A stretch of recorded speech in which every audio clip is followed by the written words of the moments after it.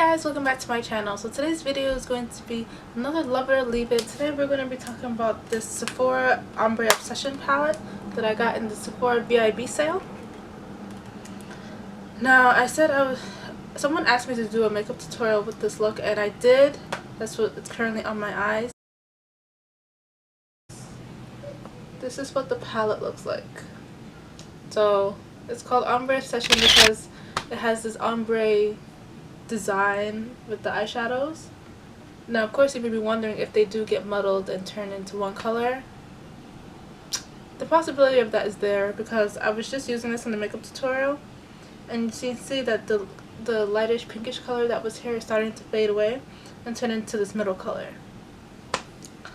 So that's kind of not cool. I don't appreciate that because why would you have that there in the first place if it's not going to last throughout the entire entire pan of the product. I'm going to show you the back of the box. Shows you the inside of the palette and it says 1, 2, 3, 4, 5, 6, 7, 8. So I guess this is sort of giving you a clue that all of these shades are not going to last and they're going to turn into one color. So this is 1, that's 2, and this is 3, and so on and so forth. I'm going to show you guys some swatches of these eyeshadows just by rolling up my wrists, rolling up my sleeves. And we'll take it from the top, work your way to the bottom. I'll try to get as much of the different ombre colors that are in the palette as I can. This is the blue one. This doesn't have an ombre color to it. And this one is probably the most pigmented color in the palette. So it's this blue right there.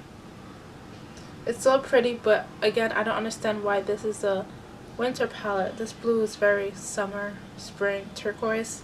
Reminds you of the Caribbean Sea and all that. So next one is this dark purple here. This is pretty. This is another one that swatches very well and it's nicely pigmented.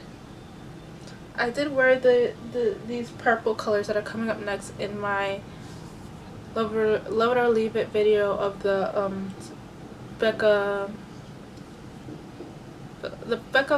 primer. The next one is this one, this middle transition color here.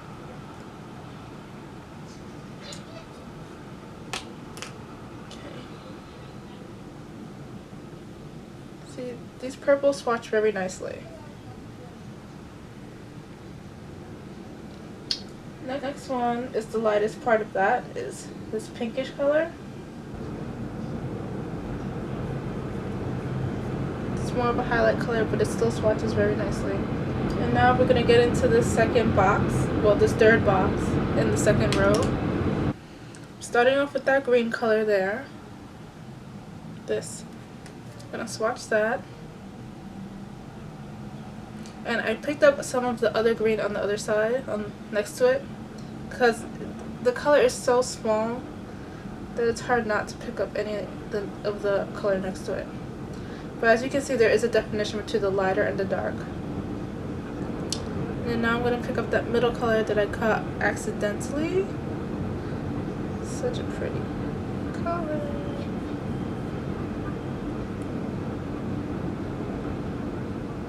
See, these two are nice, but they're not as pigmented as these two. Like, the shine doesn't come through as strong. The next one is this dark color. And as I'm swatching it, it's not really picking up. Like, it's just becoming smooth, like it's hard panning. And it's not really picking up much. And this is all I'm getting from the swatch. That at the bottom. So next comes this this gold. This very bright green gold. And I'm gonna put that here. So I can use my bracelet. And it gives a nice sheen, but again, it's not as pigmented as the first row.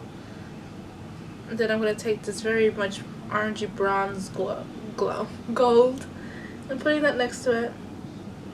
That is much more pigmented. Okay, now I have another ombre square here. And I'm going to start with this one here. See how that goes.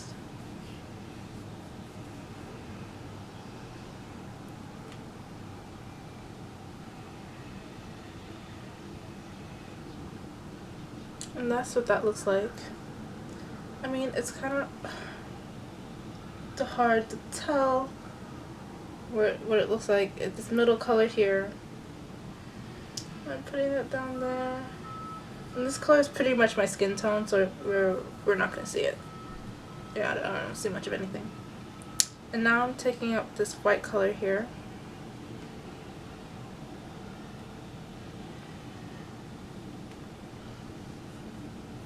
That is pigmented because it looks ashy as ever on my skin. I'll put this last row. Starting with this dark color here. I can appreciate this black. Or this really dark brown. I think it's black. And this is really low on my hand. We're gonna get it. Okay. Next is this burgundy color right here. It has a little bit of shimmer, red shimmer in it. That's gonna go here. The shimmer doesn't really transfer onto, well, I can see it a little bit. I can see it. Never mind. Then this color. See if any more of it comes off. A little rough there.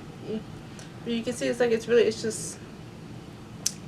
it's coming off and it's turning into, my camera just shut off. So I just did this burgundy color there and this, and as you can see, this is coming off. And it makes me feel like that all of this is going to turn into at least this.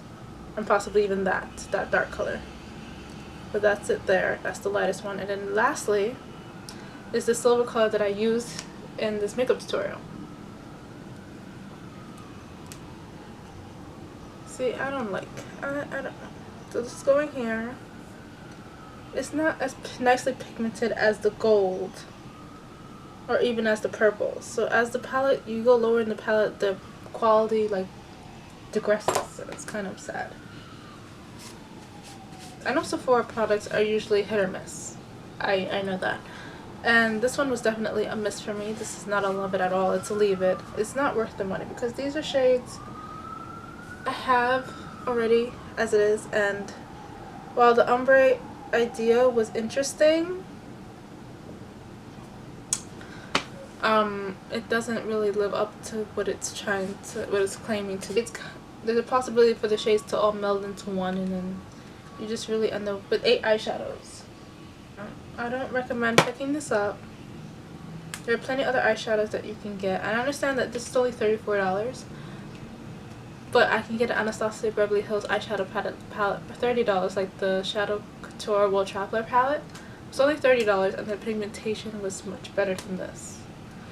So I think I might be returning this, unfortunately.